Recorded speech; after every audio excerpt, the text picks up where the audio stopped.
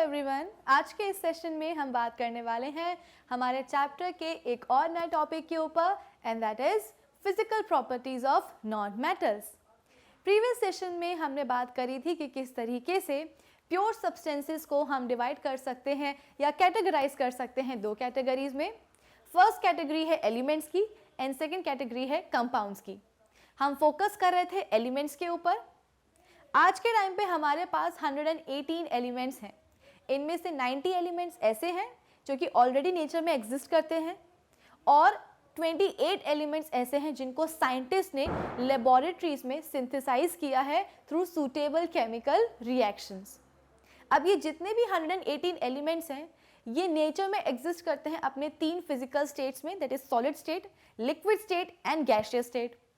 फिर हमने ये बात समझी थी कि इन 118 एलिमेंट्स को on the basis of their physical and chemical properties हम फर्दर डिवाइड कर देते हैं तीन कैटेगरीज में। कौन सी है वो तीन categories? The metals, non metals and metalloids. Previous session में हमने बात करी थी मेटल्स की फिजिकल प्रॉपर्टीज के बारे में और आज के सेशन में हम क्या करेंगे? आज के इस सेशन में हम नॉन मेटल्स को समझेंगे, नॉन मेटल्स की फिजिकल प्रॉपर्टीज को समझेंगे।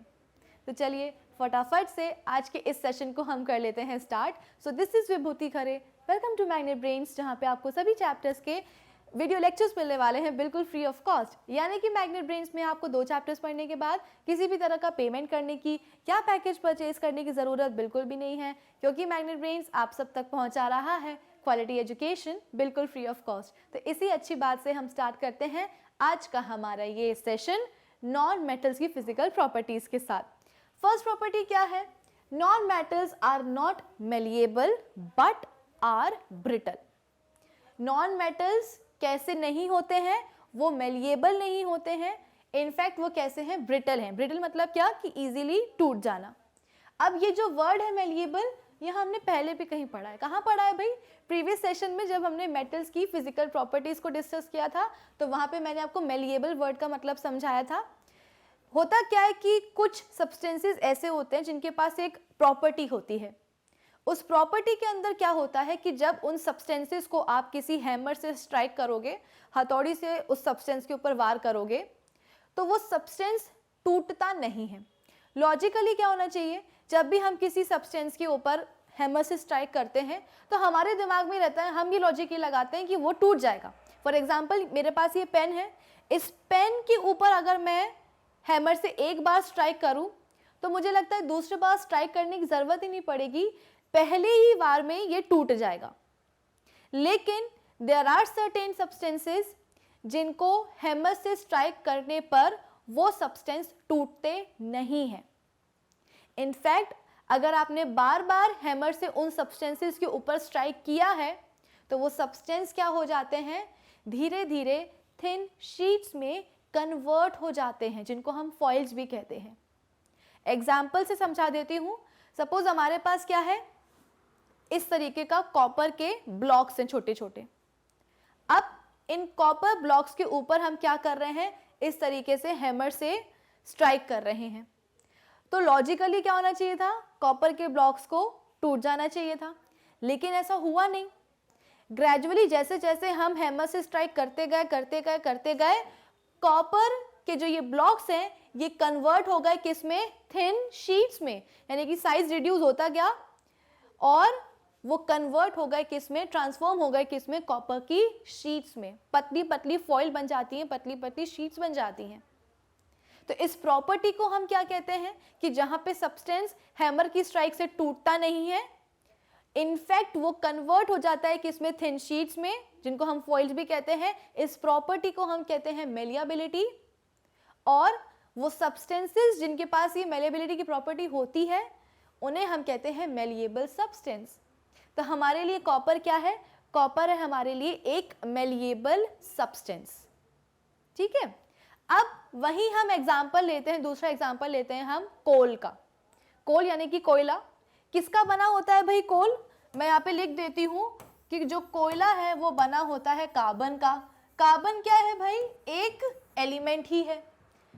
और ये कार्बन एलिमेंट किस कैटेगरी को बिलोंग करता है? तो ये बिलोंग करता है नॉन मेटल्स की कैटेगरी को। यानी कि कार्बन एक एलिमेंट है और ये एलिमेंट कैसा है, नॉन मेटल है।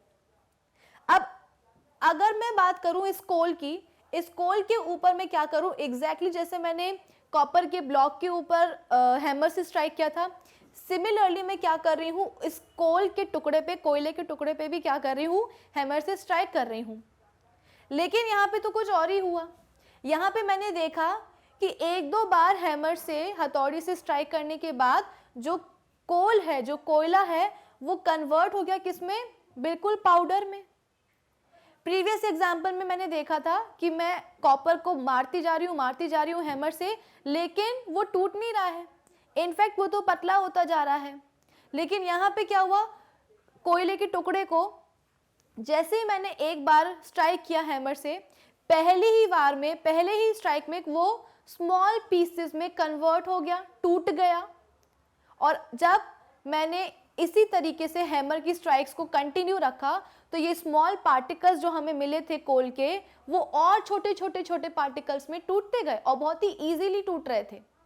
इसका मतलब क्या है कि मेरा ये जो कोयला है ये डेफिनेटली मेलिएबल नहीं है, क्योंकि मेलिएबिलिटी का क्या मतलब होता है, मेलिएबल सब्सटेंस क्या होता है, जो कि मेलिएबिलिटी शो करता है, जो कि हैमर की स्ट्राइक से टूटता नहीं है और थिन शीट्स में कन्वर्ट हो जाता है। लेकिन कोल के साथ तो ऐसा कुछ हुआ ही नहीं, उसको मैंने हथौड़ी से मारा और वो हथौड़ी की स्ट्राइक से वो कन्वर्ट हो गया किसमें, स्मॉल पार्टिकल्स में, मतलब कि वो टूट गया। डेफिनेटली इससे मैं ये कंक्लूड कर सकती हूँ कि मेरा जो कोल है वो मेलिएबल नहीं है। अब कोल बना किससे है, कोल बना है कार्बन से, कार्बन एलिमेंट से। इसका मतलब क्या है कि कार्बन एलिमेंट जो है वो मेलिएबल नहीं है, यानी कि वो इजीली टूट सकता है। अब ये बात सिर्फ और सिर्फ कोल के लिए एप्लीकेबल नहीं है, ये बात है सभी के सभी नॉन मेटल्स की। नॉन मेटल्स कैसे होते हैं, मेलिएबल नहीं होते हैं, इनफैक्ट वो बहुत ही ब्रिटल होते हैं, इजीली टूट जाते हैं।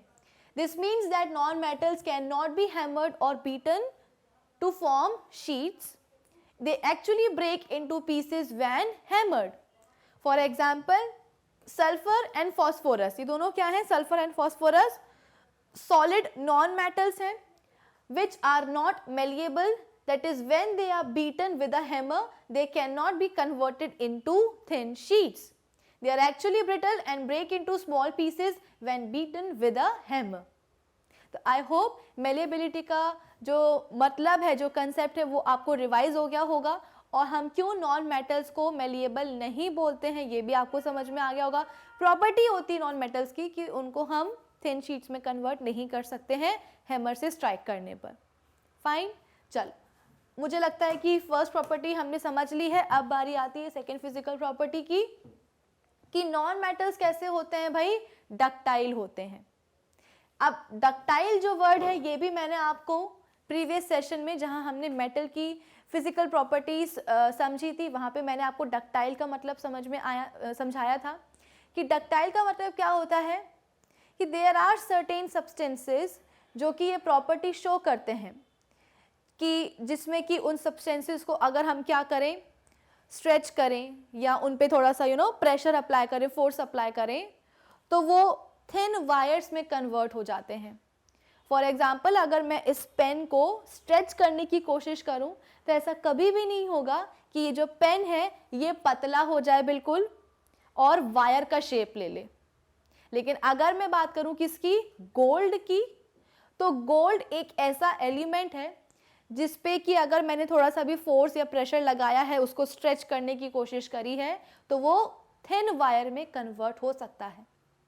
मैंने आपको बताया था प्रीवियस सेशन में कि 1 ग्राम गोल्ड को अगर आप स्ट्रेच करते जाओगे तो आपके पास एक गोल्ड वायर आ जाएगा और उस गोल्ड वायर की लेंथ कितनी होगी, 2 किलोमीटर्स। यानी कि आप 1 ग्राम गोल्ड से 2 किलोमीटर्स लंबा गोल्ड वायर बना सकते हो। और ये जो प्रॉपर्टी होती है सब्सटेंस की कि उनको स्ट्रेच करके जो है वो कन्वर्ट हो गए किसमें, वायर में, इस प्रॉपर्टी को हम कहते हैं डक्टिलिटी। और वो सब्सटेंसेस जिनके पास डक्टिलिटी की प्रॉपर्टी होती है उनको हम डक्टाइल सब्सटेंसेस कहते हैं। तो गोल्ड क्या हो गया हमारा, गोल्ड हो गया एक डक्टाइल सब्सटेंस, गोल्ड क्या है, एक मेटल है। तो डक्टिलिटी की प्रॉपर्टी आई होप सभी को समझ में आ गई होगी कि इतना स्ट्रेच करो, इतना प्रेशर लगाओ कि थिन वायर्स में जो भी आपके पास एलिमेंट है वो थिन वायर्स में ट्रांसफॉर्म हो जाए। जैसे हम मेलेबिलिटी में क्या कर रहे थे, मेलेबिलिटी में हम फोर्स लगा करके एलिमेंट को कन्वर्ट करा रहे थे किसमें, थिन शीट्स में, फॉइल्स में। सिमिलरली डक्टिलिटी में हम क्या करते हैं, एलिमेंट के ऊपर फोर्स प्रेशर लगा के उनको स्ट्रेच करके हम कन्वर्ट कर देते हैं किसमें, वायर्स में। तो नॉन मेटल्स के केस में हम देख रहे हैं, फिजिकल प्रॉपर्टीज में हम देख रहे हैं कि नॉन मेटल्स डक्टाइल नहीं होते हैं। इसका मतलब क्या कि इन पे अगर आप फोर्स प्रेशर या इनको स्ट्रेच करने की कोशिश करोगे तो ये वायर्स में कन्वर्ट नहीं होंगे। This means that non metals can not be drawn और स्ट्रेच्ड इनटू वायर्स। इनके वायर्स नहीं बन सकते हैं। They actually break into small pieces when stretched. अगर इनको स्ट्रेच किया गया तो वो छोटे छोटे पार्टिकल्स में डिवाइड हो जाते हैं। फॉर एग्जाम्पल अगेन हम सल्फर एंड फॉस्फोरस का एग्जाम्पल ले रहे हैं।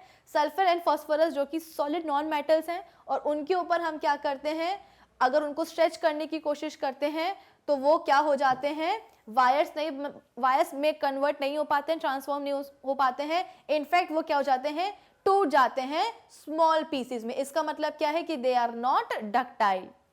Thus, non-metals are neither malleable nor ductile but are actually brittle.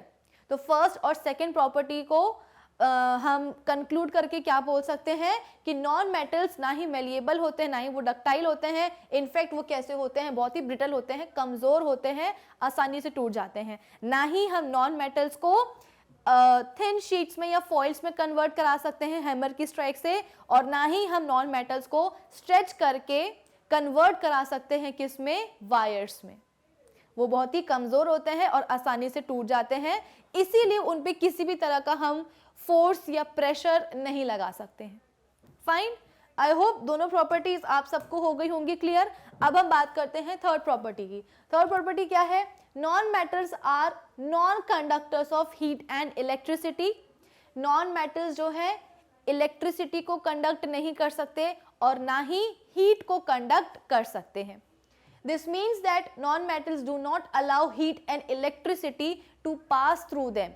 अगर मैं बोल रही हूँ कि नॉन मेटल्स जो है हीट और इलेक्ट्रिसिटी को कंडक्ट नहीं कर सकते, इसका मतलब क्या है कि नॉन मेटल्स अपने अंदर में से, अपने आप में से हीट और इलेक्ट्रिसिटी को पास नहीं होने देते हैं। फॉर एग्जाम्पल अगेन हमारे सल्फर एंड फॉस्फोरस हम बोलते हैं कि सॉलिड नॉन मेटल्स होते हैं, यानी कि नॉन मेटल्स हैं जो कि नेचर में सॉलिड स्टेट में एग्जिस्ट करते हैं, which do not conduct heat and electricity. Therefore many non metals act as an insulators. ठीक है, यहाँ पे आप इसको आर कर लीजिएगा। तो यहाँ पे बोला गया है कि most of the non metals कैसे होते हैं, इंसुलेटर होते हैं, यानी कि किसी भी तरीके से अपने अंदर हीट और इलेक्ट्रिसिटी को पास नहीं होने देते हैं।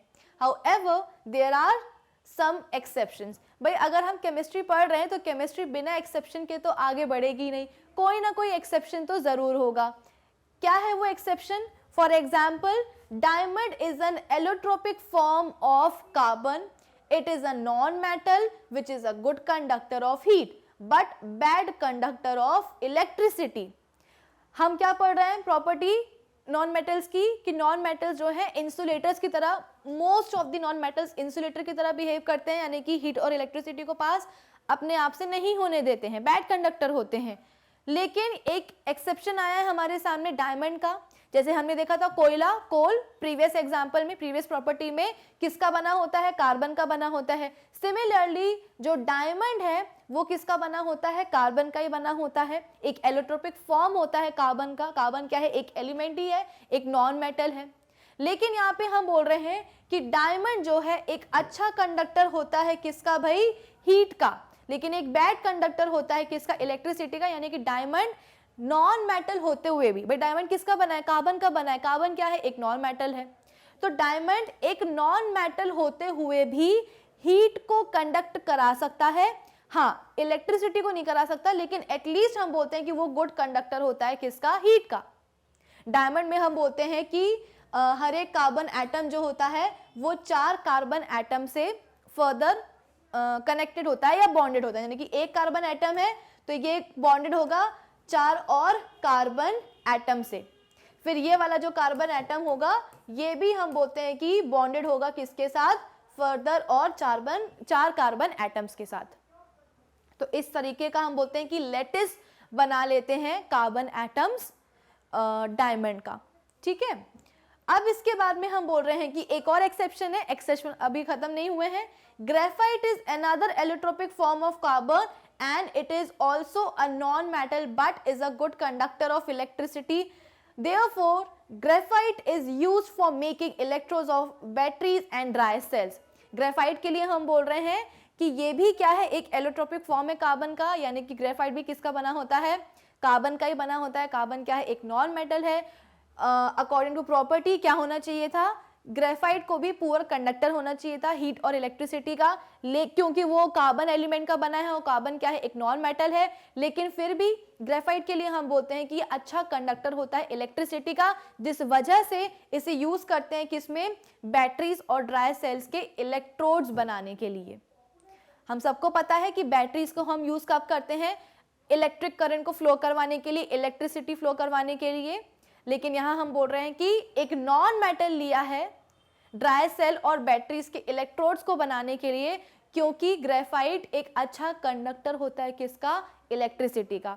ग्रेफाइट में हम बोलते हैं कि वो भी किसका बना होता है, कार्बन का ही बना होता है, जिसमें कि हम बोलते हैं कि हर एक कार्बन एटम जो है फर्दर 3 कार्बन एटम से कनेक्टेड होता है या बॉन्डेड होता है। और आपको ग्रेफाइट में कुछ इस तरीके की हेक्सागोनल रिंग्स दिखाई देती हैं, ठीक है। ग्रेफाइट का स्ट्रक्चर मैं आपको बता रही हूँ, जैसे कि डायमंड में हमने देखा कि हर एक carbon atom further 4 carbon atom से बॉन्डेड होता है और एक लेटिस बना लेते हैं कार्बन एटम। सिमिलरली ग्रेफाइट में मैं आपको बता रही हूँ कि हर एक carbon atom further 3 carbon atom से कनेक्टेड होता है, बॉन्डेड होता है। और यहाँ पे आपको ग्रेफाइट के स्ट्रक्चर में आपको कार्बन एटम्स की हेक्सागोनल रिंग्स दिखाई देंगी, और ये हेक्सागोनल रिंग्स क्या कर लेती हैं, लेयर्स फॉर्म कर लेती हैं। तो जैसे कि एक लेयर हो गई, इसके ऊपर आपको जो है हेक्सागोनल रिंग्स की दूसरी लेयर आपको दिखाई देने वाली है। तो ग्रेफाइट के स्ट्रक्चर में आपको कार्बन एटम्स की हेक्सागोनल रिंग्स की लेयर्स दिखाई देंगी, एक के ऊपर एक, जो कि क्या है, एक कार्बन से बना है, जो कि एक नॉन मेटल है। तो टेक्निकली उसको क्या होना चाहिए था, पुअर कंडक्टर होना चाहिए था हीट और इलेक्ट्रिसिटी का। लेकिन एक्सेप्शन यहाँ पे यही है कि नॉन मेटल होने के बावजूद जो ग्रेफाइट है वो एक अच्छा कंडक्टर होता है इलेक्ट्रिसिटी का, और डायमंड हम बोलते हैं कि अच्छा कंडक्टर होता है किसका, हीट का, ठीक है। आई होप ये वाली प्रॉपर्टी भी सभी को समझ में आ गई होगी। एक्सेप्शंस को हमेशा ध्यान में रखना है। फिर इसके बाद में नेक्स्ट प्रॉपर्टी क्या है, non metals are not lustrous but actually have dull appearance. Non metals के लिए हम बोलते हैं कि बिल्कुल भी लस्ट्रस नहीं होते हैं। लस्ट्रस का मतलब क्या है, बिल्कुल भी इनका सरफेस जो है ना शाइनी नहीं होता है। अगर हम बात करें मेटल्स की, तो मेटल्स में हमने देखा था कि उनका सरफेस कितना शाइनी होता है। गोल्ड और सिल्वर ज्वेलरी, भाई जितनी भी ज्वेलरीज बनती है आजकल आर्टिफिशियल ज्वेलरी आने लगी है, उसके ऊपर पॉलिश वगैरह कर देते हैं। लेकिन अगर मैं बात करूं, जो ट्रेडिशनल हमारी ज्वेलरीज बनती थी वो गोल्ड और सिल्वर की ही बनती थी। क्यों बनती थी, क्योंकि गोल्ड एंड सिल्वर बहुत शाइनिंग होते हैं, बहुत ही लस्ट्रस होते हैं, इनमें बहुत शाइन होती है। और ऐसा नहीं है कि समय के साथ उनकी जो शाइन है वो कम हो जाए, कितने भी साल तक जो है हम गोल्ड या सिल्वर ज्वेलरी पहनेंगे, उसकी जो चमक है, जो उसका लस्टर है, वो नहीं जाता है। कॉपर अगर आपने देखा हो तो कॉपर भी बहुत ही शाइनी होता है। एल्यूमिनियम अगर आपने देखा हो तो एल्यूमिनियम का सरफेस भी बहुत ही शाइनी होता है। ये सब तो क्या है, ये सब तो मेटल्स हैं। लेकिन हम क्या पढ़ रहे हैं, हम तो नॉन मेटल्स पढ़ रहे हैं। नॉन मेटल्स में हम बोलते हैं कि ये बिल्कुल भी लस्ट्रस नहीं होते हैं, ये बिल्कुल भी शाइनी नहीं होते हैं, इनका सरफेस बिल्कुल भी शाइन नहीं करता है। इनफैक्ट इनकी बहुत ही डल अपीयरेंस होती है। एग्जाम्पल देख लेते हैं हम। This means that non-metals do not have a luster or a shining surface, they actually have a dull appearance. For example, sulfur and phosphorus do not have a shining surface but have a dull appearance. यहाँ पे आपको एक picture दिख रही होगी जहाँ पे आपके सामने सल्फर है और आपके पास क्या है, रेड फॉस्फोरस है। एक्चुअली फॉस्फोरस जो है अलग अलग कलर्स में, येलो भी होता है, वाइट भी होता है, रेड भी होता है। तो यहाँ पे मैंने आपको रेड फॉस्फोरस दिखाया है।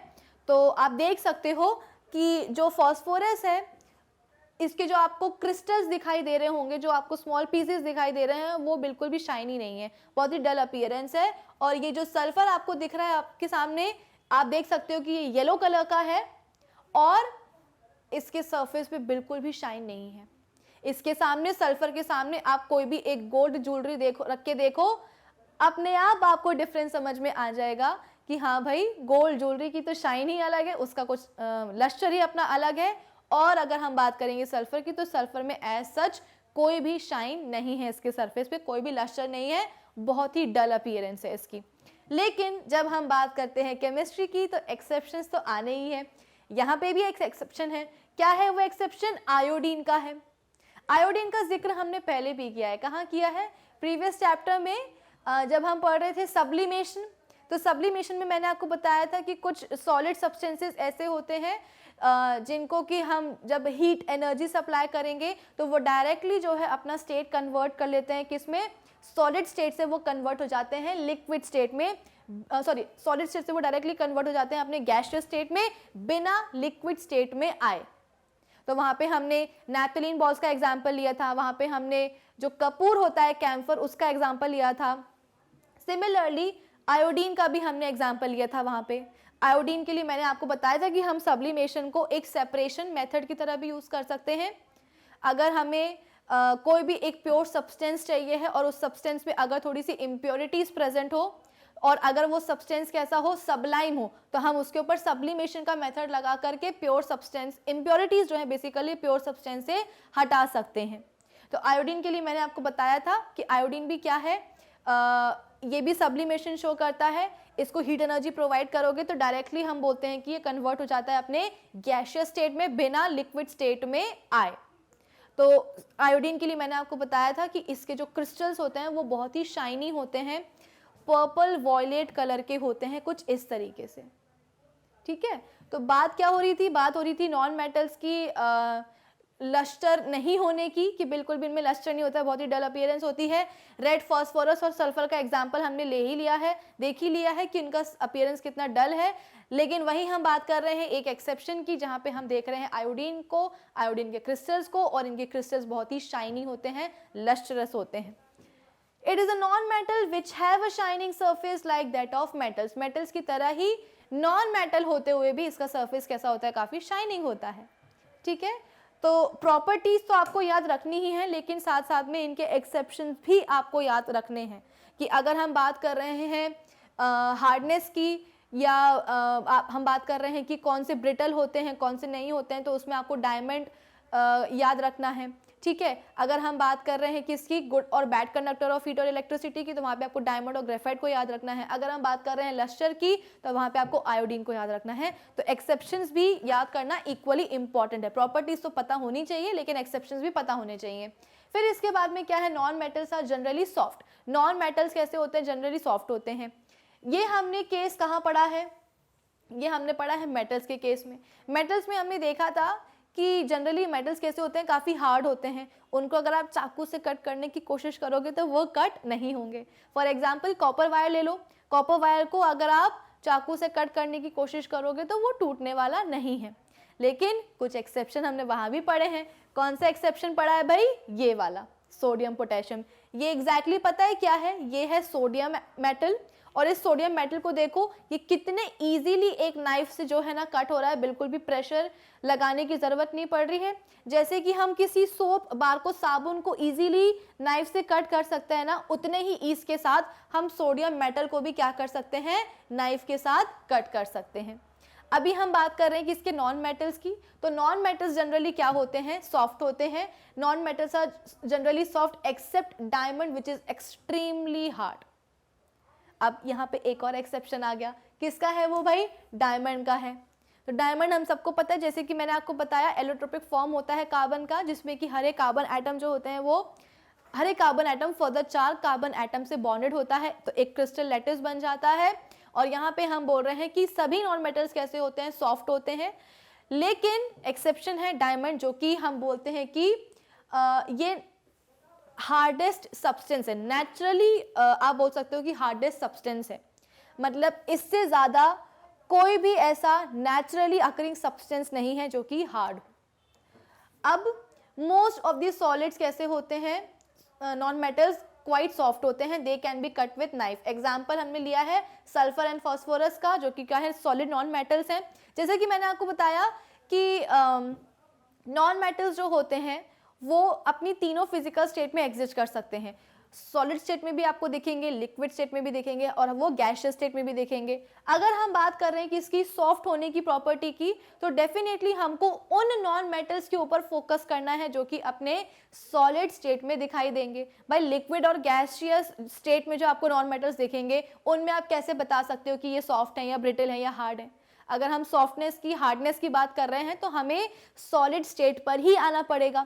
तो यहाँ पे हम बोल रहे हैं कि सल्फर और फास्फोरस कैसे होते हैं, सॉलिड नॉन मेटल्स होते हैं और ये काफ़ी सॉफ्ट होते हैं, इनको हम नाइफ से कट कर ही सकते हैं। ये जो मैंने आपको इमेज दिखाई थी सल्फर और रेड फास्फोरस की, इनको आपको देख के नहीं लग रहा कि एग्जैक्टली हम क्या करेंगे, इनको अगर नाइफ से कट करने की कोशिश करेंगे तो ये ईजिली स्मॉल पार्टिकल्स में डिवाइड हो जाएंगे या कट हो जाएंगे, है ना, देख के ही समझ में आ रहा है।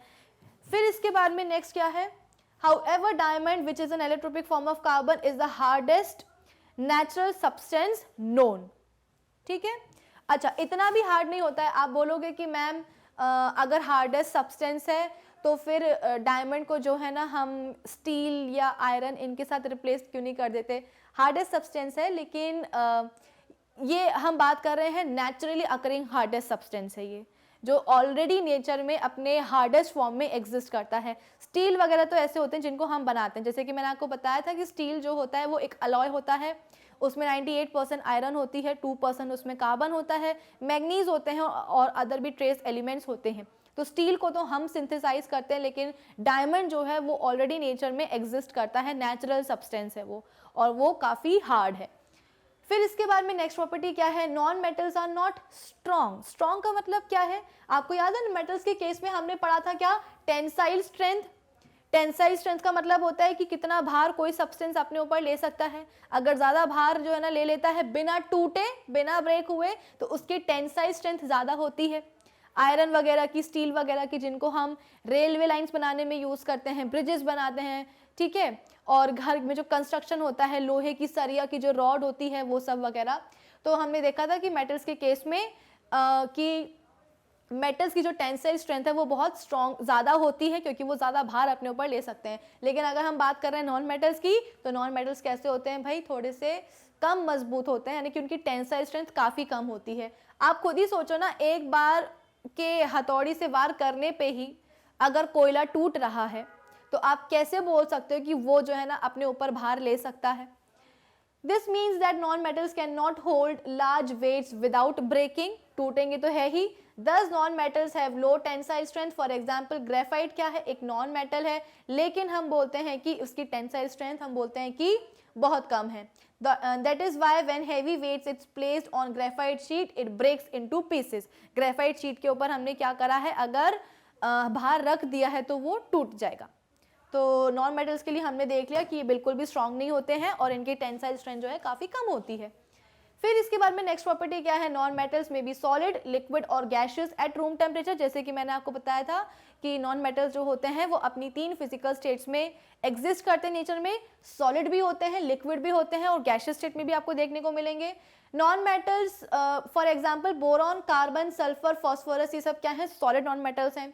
Bromine is a liquid and non metal, while hydrogen, oxygen, nitrogen, chlorine are gaseous non metals. तो इसको भी आपको ध्यान रखना है कि नॉन मेटल्स तीनों ही फिजिकल स्टेट में आ सकते हैं, सॉलिड भी हो सकते हैं, लिक्विड्स भी हो सकते हैं और गैशियस स्टेट में भी मिलेंगे आपको।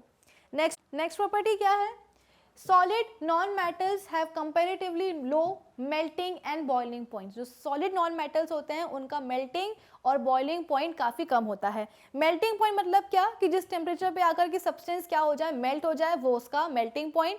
बॉइलिंग पॉइंट मतलब क्या, कि जिस टेम्परेचर पे आकर के सब्सटेंस जो है बॉइल हो जाए, वो उसका बॉइलिंग पॉइंट। फॉर एग्जाम्पल अगर हम बात करें आइस की, तो आइस का मेल्टिंग पॉइंट क्या है, 0 डिग्री सेल्सियस टेम्परेचर। आइस को अगर आप 0 डिग्री सेल्सियस टेम्परेचर पे लेके आओगे तो वो मेल्ट हो जाएगी पानी में। सिमिलरली पानी का बॉइलिंग पॉइंट क्या है, 100 डिग्री सेल्सियस टेम्परेचर। पानी को अगर आप 100 डिग्री सेल्सियस टेम्परेचर पे लेकर के आओगे तो वो बॉयल हो जाएगा। तो हम बात कर रहे हैं किसकी, सॉलिड नॉन मेटल्स की, जिनका मेल्टिंग और बॉइलिंग पॉइंट कम है, यानी कि कम टेम्परेचर पे ही वो बॉयल हो जाते हैं, मेल्ट हो जाते हैं। For example we have sulphur, जिसका जो मेल्टिंग पॉइंट है वो कितना है 114 डिग्री सेल्सियस, यानी कि 114 डिग्री सेल्सियस पर ही सल्फर क्या हो जाएगा, मेल्ट हो जाएगा। फिर इसके बाद में फास्फोरस, फास्फोरस तो और ही कम मेल्टिंग पॉइंट होता है, 44 डिग्री सेल्सियस टेम्परेचर पर ही वो मेल्ट हो जाता है। लेकिन अब हम बात कर रहे हैं केमिस्ट्री की, तो केमिस्ट्री तो भाई बिना एक्सेप्शंस के आगे चलेगी नहीं। तो यहाँ पे देखो एक्सेप्शन है boron, graphite and diamond. Diamond और ग्रेफाइट जो कि दोनों ही एलोट्रोपिक फॉर्म से कार्बन के, नॉन मेटल के, लेकिन फिर भी इनका जो मेल्टिंग और बॉइलिंग पॉइंट है वो कैसा है, हाई है। ग्रेफाइट को देखो जरा, इसका जो मेल्टिंग पॉइंट है वो कितना है 3700 डिग्री सेल्सियस।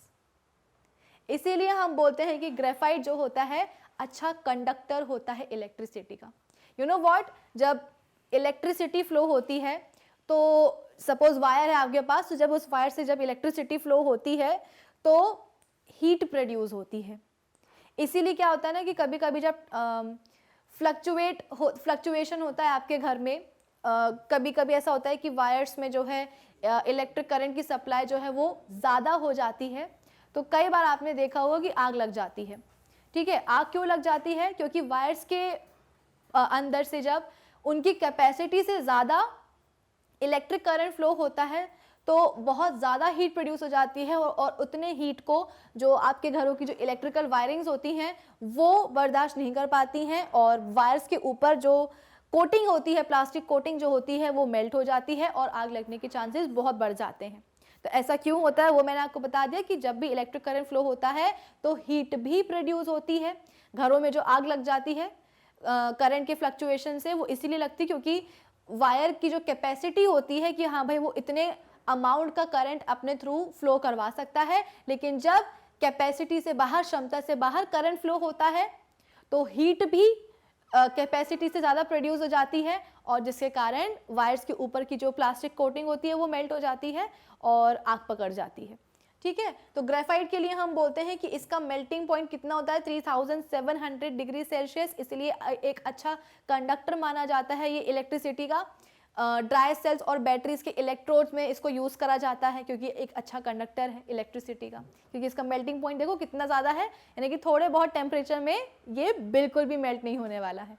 तो चलो, आई होप ये वाली प्रॉपर्टी भी सबको हो गई होगी क्लियर। अब नेक्स्ट प्रॉपर्टी क्या है, non metals have low densities. Non metals की डेंसिटीज क्या होती है, काफ़ी कम होती है, यानी कि ये हल्के एलिमेंट्स होते हैं। Non metals are generally light elements, that is they have low densities. For example, density of sulfur is 2 gram per centimeter cube, which is quite low.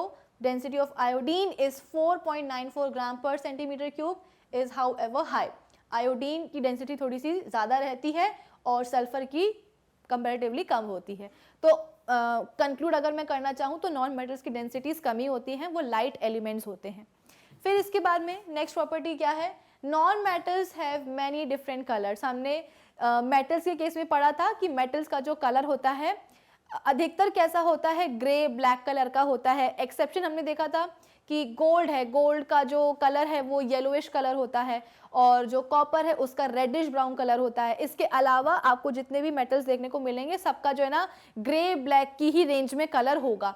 लेकिन अगर हम बात करें नॉन मेटल्स की तो नॉन मेटल्स के बहुत अलग अलग कलर हैं। जैसे कि अभी मैंने आपको बताया कोयला जो है ना वो ब्लैक कलर का होता है, ग्रेफाइट हम बोलते हैं ग्रेइश टिंच का होता है, सल्फर येलो कलर का होता है। फॉस्फोरस के लिए मैंने आपको पहले बताया था कि ये वाइट कलर में भी मिलता है, येलो कलर में भी मिलता है, रेड कलर में भी मिलता है। तो देखो फॉर एग्जाम्पल सल्फर येलो है, फॉस्फोरस वाइट भी हो सकता है, येलो भी हो सकता है, रेड भी हो सकता है। ग्रेफाइट कैसा होता है, ब्लैक होता है। क्लोरीन कैसा होता है, येलोइश ग्रीन होता है। ब्रोमीन रेडिश ब्राउन है, वाइल हाइड्रोजन ऑक्सीजन नाइट्रोजन कैसे होते हैं, कलरलेस होते हैं। ठीक है, तो आई होप ये प्रॉपर्टीज आपको समझ में आई होंगी कि नॉन मेटल्स अलग अलग कलर के हो सकते हैं। चलो अब नेक्स्ट प्रॉपर्टी क्या है नॉन मेटल्स की, नेक्स्ट प्रॉपर्टी है कि non metals are not sonorous. Sonorous property हमने मेटल्स में भी पढ़ी थी कि मेटल्स को अगर आप हिट करोगे तो एक रिंगिंग साउंड प्रोड्यूस होती है। तभी तो जो घरों में या मंदिरों में जो घंटियाँ लगी रहती हैं, हमारे घर में जो छोटी छोटी घंटी होती हैं उनको जब हम मूव कराते हैं, या जो मंजीरा होता है जिनको हम सिंबल्स कहते हैं उनको एक दूसरे पे हिट करने पे क्या होता है, रिंगिंग साउंड प्रोड्यूस होती है। लेकिन अगर हम बात करें किसकी, नॉन मेटल्स की, तो कोई रिंगिंग साउंड प्रोड्यूस नहीं होने वाली है। इसीलिए हम बोलते हैं कि वो सोनरस नहीं होते हैं। This means that unlike metals they do not produce ringing sound when hit with a hard object. ठीक है, तो कोई रिंगिंग साउंड प्रोड्यूस नहीं होने वाली है, इसीलिए नॉन मेटल्स सोनोरस नहीं होंगे। फाइन, तो आई होप सभी प्रॉपर्टीज़ आपको नॉन मेटल्स की क्लियर हो गई होंगी। हमने टेक्सचर से लेकर के मेल्टिंग पॉइंट, बॉइलिंग पॉइंट सब कुछ डिस्कस कर लिया है, कलर भी हमने डिस्कस कर लिया है। ठीक है, तो अब इस सेशन के लिए बस इतना ही। आई होप सभी को सारी प्रॉपर्टीज़ क्लियर हो गई होंगी। अब नेक्स्ट सेशन में हम क्या करेंगे, एक टेबुलर फॉर्म देख लेंगे मेटल्स और नॉन मेटल्स की प्रॉपर्टीज़ का, तो एक कंपैरेटिव स्टडी भी हो जाएगी आप सभी के लिए।